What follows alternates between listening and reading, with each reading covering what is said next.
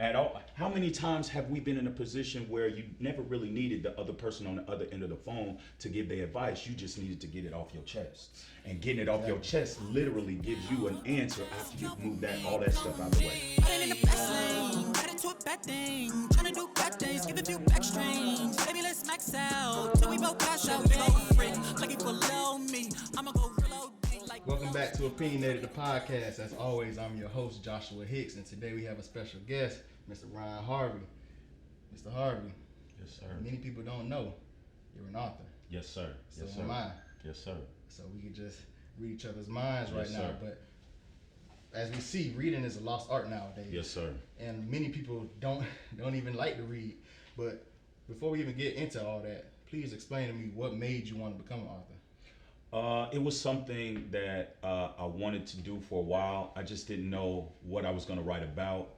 I didn't know if it was going to be something about like the transition of my whole life. How did I get to a certain matter of success? Or was I going to talk about a particular topic? But I was always in a position of knowing that I wanted to write a book at some point. Doing a lot of motivational speaking, I always got asked, when was I going to write a book? Okay. So it was a perfect opportunity when I finally got down to narrowing down what I was going to talk about. It was really the perfect time for me to write this book. And at what age did you find this passion? Because for me, I started at a young age. I found out in third grade that I was into writing, and I entered this writing contest and I won the competition, and I was like, okay, I could see myself doing this in the future. What made you just decide, okay, yeah, people told you that you have this, tool for writing, but what made you actually say put note to pad and just... Mine was a little different because I enjoyed writing as a kid, but when I got older, I started to make some different decisions that led me in a totally different direction. So I really was never in a position where I totally stepped away from writing. I just kind of ignored it. And so the more I began to get tapped into myself, I started to remember those things. Then I started journaling more.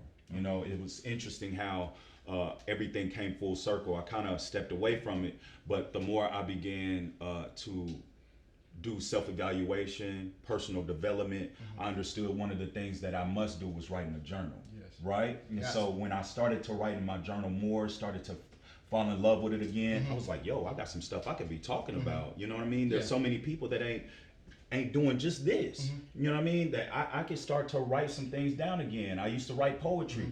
Man, I wrote some cold stuff that made me feel some type of way. And so it began to be a little thing that I started to ease into once I got back into journaling, for sure. And I mean, first off, being an author is hard, right? Oh. We, in our minds, we have this ego. Yeah. And oftentimes we know what we write is fire. Yeah, every time. We know it's the number one seller New York Times best-selling list. It's going to chart. Yeah.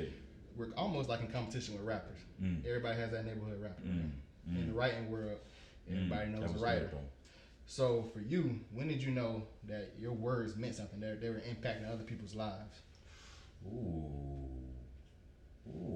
I like that question. I think it was, that's a good question. When I started speaking, man, I'll tell you a little story real quick. I went, before I turned 30, me and a friend of mine, we were wanting to go to the Bahamas. Okay.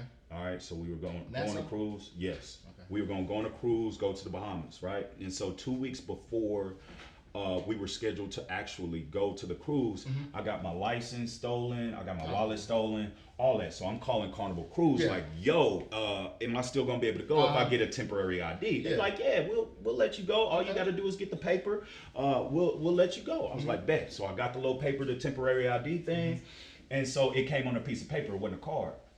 And so when I get down there, I take a flight, train, cab, all this to get down to Miami. Oh, okay. You in my neck of the woods. Man, I'm loving it. Okay. So I'm down here, and so when it's my time to give the lady my ID, she looks at the paper and she holds it up to the light like I just gave her a fake 20. Yeah. All right, and she says, "Nah, you ain't gonna be able to go." I'm like, "Yo." Oh, you was crushed. Yo, hold on. I know the belief I have in myself that it's no way possible that God would let me see the water, see the boat, see the people, feel the energy and all this for it not to be for me. right? Yeah. And so they sent me off to a room. They were like, Mr. Harvey, we got a room for you so you can make your arrangements to go back home, right? And there was already a guy in there. He's making his arrangements. Now, if I told you, don't think of a gray elephant, what would you think of? A gray elephant, right? So in the room was a guy making his arrangements. So I immediately covered my ears so I didn't create a vision of me going home, right? I knew that. You're creating your own energy. I'm creating my own world, brother. If I know that it is I'm destined to be on that boat, there's nothing that's gonna make me, especially somebody else creating a vision for themselves and letting it go into my spirit. That's not something I'm doing, right? So they told me no 3, 4, 5 times. The liaison of international waters ended up coming down, looking over my work. He said, yo, I don't even know why they were sweating this. They let me on the ship. All right. So I ended up on the ship having a conversation with a man and his wife. 2 hours later, he's like, yo, you are the most powerful dude I've ever been around.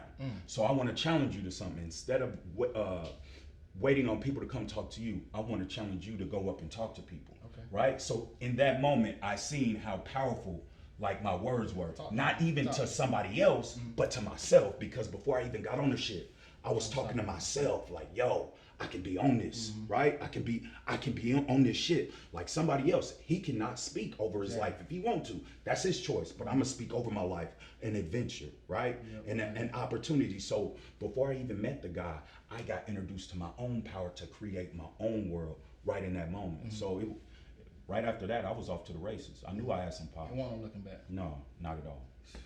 Not at all. So please, just give the audience and the listeners just a little piece of advice. A lot of people, a lot of times, we want to post on Instagram or social media our wins, not our losses. And as a writer, we have to sometimes look at ourselves in the mirror and say, you know what, that was bullshit. Yeah. And excuse my language to the listeners, but yes, my writing was bullshit. Facts. So how do you, as a writer, say, you know what, I'm going to keep it real, keep it 100, tell this world, this is my story, this is my life. I'm not perfect, but here it is. You can read my life. Because as an author, we have to say our life is an open book, right? Yeah. Go ahead. My first book was about my loss. My first book wasn't even about a win. My first book was about my biggest loss that I thought was my biggest win, right? And so when we talk about being an open book, I like to be like as vulnerable as a tree when in the wintertime, bro. Yeah. Like no leaves can like hide me. You know what I'm saying? I'm out in the open, like look at me and all of my flaws, but all of my strengths as well. Because when I'm writing, I try to tell people that is my therapy. I don't need to talk to people. No, not at all. I can tell you if I can tell the whole world my problems, there's nothing to hide. At all. How many times have we been in a position where you never really needed the other person on the other end of the phone to give their advice? You just needed to get it off your chest. And getting it off your chest literally gives you an answer after you've moved all that stuff out the way. Like, yo, I didn't realize what just came to me by literally talking to you about this. Other person's like, yo, I'm glad I was here for you, but they didn't really do nothing. You did all the work by releasing yourself from the thing you just had to keep hold to. Right? Exactly. And so for authors, we become masters at letting go of the things that a lot of people hold on to, right? We like, yo, this is an opportunity for me to write this down and get it off of me, just like journaling, right? As an author, we have an opportunity to tell a story that once was like, for me, it was like, yo, this is sad, this was depressing, but now I'm using this book as an empowering mechanism for me. That once was a depressing moment for me. So now if you take this situation or this book, you can use this to empower you to never even have to feel that. You feel me? Brother. So I want to switch lanes a little bit with you. You're a black man in America. Absolutely. You are a black author. Yes, sir. That is not the norm. You know that, right? Yeah, I do know. Most oftentimes, a black successful man in America is what? White. No, a black man in America. Oh, I'm sorry. He's playing ball, rapping, something of those sorts. Yeah. So you are right now, you're in the field of occupation. That's not the norm, right, for a black man in America. Absolutely. They tell us if you want to hide something from a black man, put it what? In a book. So what in the world made you want to write a book if your own people might not read it? Because of so much game that I got from it. So, I mean, look, I done got so much game from books that I couldn't pay a dude enough money to give me the game. I knocked on the doors. I knocked on the windows of the dudes driving the nice cars. I did all that. I pulled up in the driveways of the houses and stuff with the people with the nice houses. I pull in their driveway. You know, when you drive past somebody's house and you like, bingo, oh, I wonder how it would feel to live in that house. Bro, I would pull up into their driveway just so I can see how it feels. How they looking at their house when they pulling in after a long day. Bro, I'm pulling in that same way, right? And it's like that extra effort, bro, that I've received from books that is literally transformed my life. And so I want to be an example of what could happen to a black man if he decides to open a book. I'm not even gonna hold you no more money. Please tell the audience, how can they get in contact with you? I am on Facebook, Instagram, LinkedIn, Ryan S. Harvey on Facebook, Ryan S. Harvey on Instagram, Ryan S. Harvey on LinkedIn. You can reach out to me. I do consulting for businesses and individuals. I'm an author. You can look up my book, Create Your World, on Etsy, etsy.com.